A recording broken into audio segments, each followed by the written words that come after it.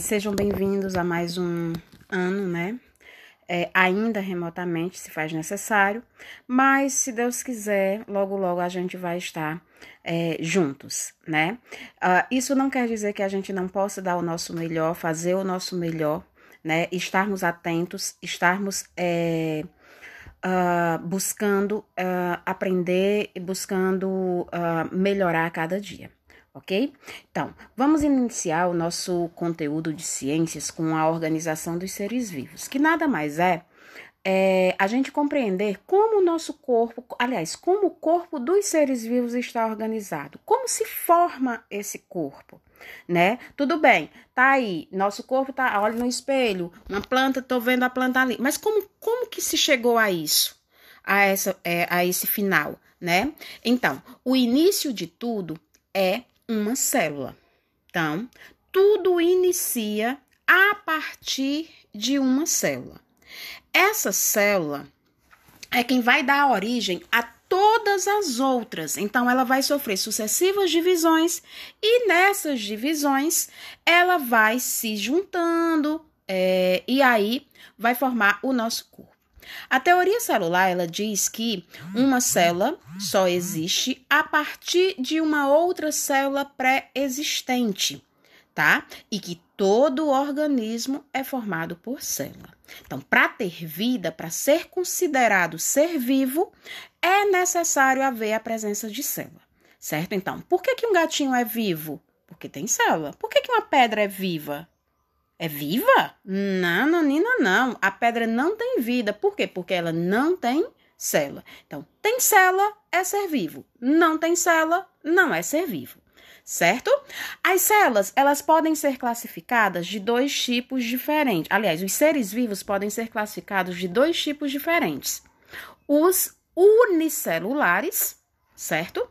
Unicelular quer dizer que o indivíduo ele tem apenas uma célula e mesmo assim é um ser vivo? Sim, ele não tem célula, é só uma, mas tem. Então, quem são esses seres? As bactérias, alguns tipos de algas, os protozoários. Então, esses seres, eles são seres vivos unicelulares, possuem apenas uma célula. E também pelos seres pluricelulares, que aí tem mais de uma célula. Quem são esses seres que têm mais de uma célula, que são pluricelulares? Os fungos, as plantas e os animais. Não esqueça que nós nos enquadramos nesse último grupo, animais racionais, né? Então, seres unicelulares, única célula. Seres pluricelulares, mais de uma célula, ok? A partir daí, a célula ela é classificada de duas formas também. Ela pode ser procarionte ou eucarionte. O que é uma célula procarionte? Uma célula procarionte é aquela em que o material genético fica espalhado no seu citoplasma. Sabemos nós que a célula ela possui três partes: membrana plasmática, o citoplasma e o núcleo. Então, na célula procarionte, ele não tem a membrana desse núcleo, ou seja, o material genético fica todo espalhado. Tá vendo aí nessa primeira célula esse monte de fiozinhos soltinhos, né, espalhado? Então, isso aí é o DNA dessa célula. E como não tem o núcleo para protegê-lo, então ela é chamada de procarionte. Ok? Essa célula procarionte e está presente nas bactérias, ok? Já a célula eucarionte, ela tem o núcleo definido. Veja só que nós temos aí uma bolinha, né? Que é o emaranhadozinho de fio dentro de uma outra bolinha, toda bonitinha, organizada. Isso quer dizer que é a célula eucarionte, que está presente em todos os demais seres vivos. Deixa eu mostrar uma outra imagem que fica um pouquinho ainda melhor de você compreender. Veja só, na primeira célula é uma eucarionte porque tem o núcleo definido, ela está toda organizadazinha, né? Cada um no seu lugar. Já a segunda célula, olha só, material genético espalhado, toda mais complicadinha, assim, tudo espalhado. Então, isso é uma célula procarionte, uma célula das bactérias. Tia, então ela é mais simples, ela é assim, não tem tanta importância de forma alguma. Cada um tem sua importância, tanto as células unicelulares quanto as pluricelulares, tanto as eucariontes quanto as procariontes, tem um nível de complexidade muito alto e nós vamos perceber isso no decorrer do ano, tá? Pronto, então tudo bem, tia, entendi. Tudo começa com uma célula. Beleza, então nós somos um emaranhado de célula? Sim, que precisa de alimentação, que precisa de nutrição, que precisa respirar. Então, somos um emaranhado de células, sim. E quando essas células, elas se unem e com o mesmo objetivo, com a mesma função, elas vão formar o que chamamos de tecido. Então, célula é a unidade fundamental de um ser vivo. Tecido é um grupo de células semelhantes que executam a mesma função. Então, várias células se reuniram com o mesmo objetivo, têm a mesma função, então formou um tecido. O nosso corpo ele é formado por 4 tecidos principais. Só, tia?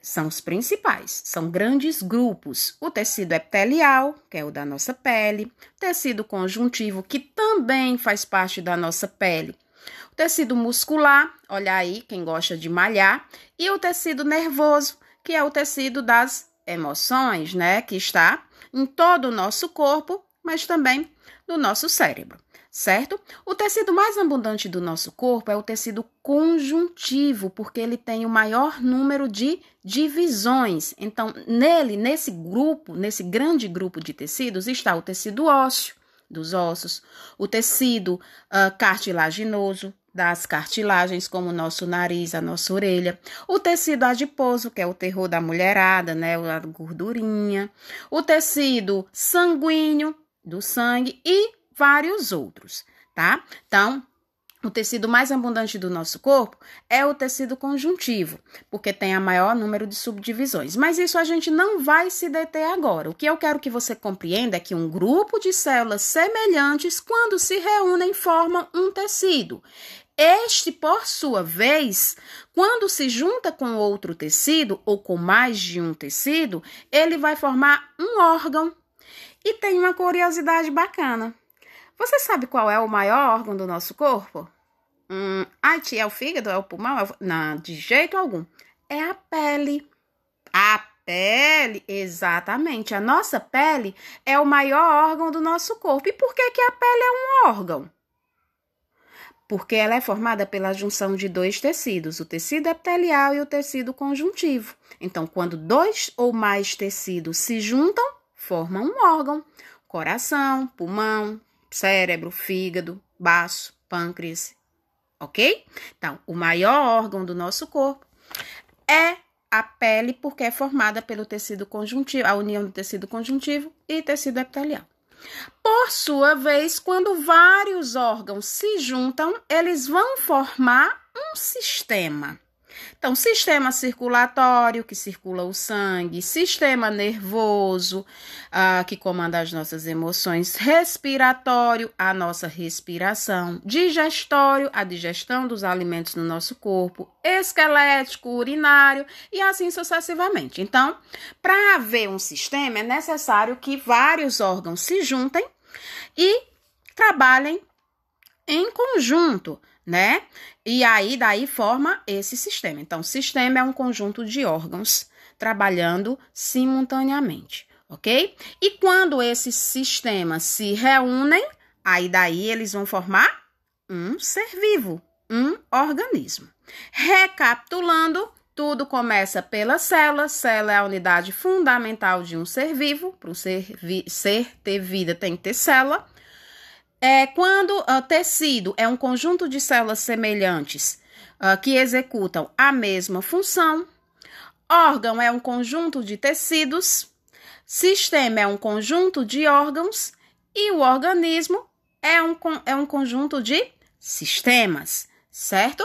Facinho assim. Mais uma vez, olha aí a nossa formação, né? Tudo começa pela célula, conjunto de célula forma um tecido, conjunto de tecido forma um órgão, conjunto de órgão um sistema e conjunto de sistema forma um ser vivo, uma pessoa, um ser vivo, qualquer um deles, ok? Segue sempre esse mesmo esquema. Quando esses órgãos estão trabalhando simultaneamente, maravilhosamente bem, quando não tem nenhum problema, nós dizemos que esse organismo está em equilíbrio. E esse equilíbrio é chamado de homeostase. Então, se está tudo bem, tudo perfeitinho, o ser vivo está em homeostase, ou seja, tudo trabalhando perfeitamente bem, está em equilíbrio, ok? Então, nossa aula de hoje curtinha, fácil. Por favor, faça uma atividade, envie para a tia no PV, tá? E eu finalizo com essa frase que diz que, se seus sonhos estiverem nas nuvens, não se preocupe, pois eles estão no lugar certo. Agora é só você construir o alicerce para alcançá-lo, tá? Então, que Deus os abençoe, fiquem com ele, tá? Um grande beijo e até a próxima aula.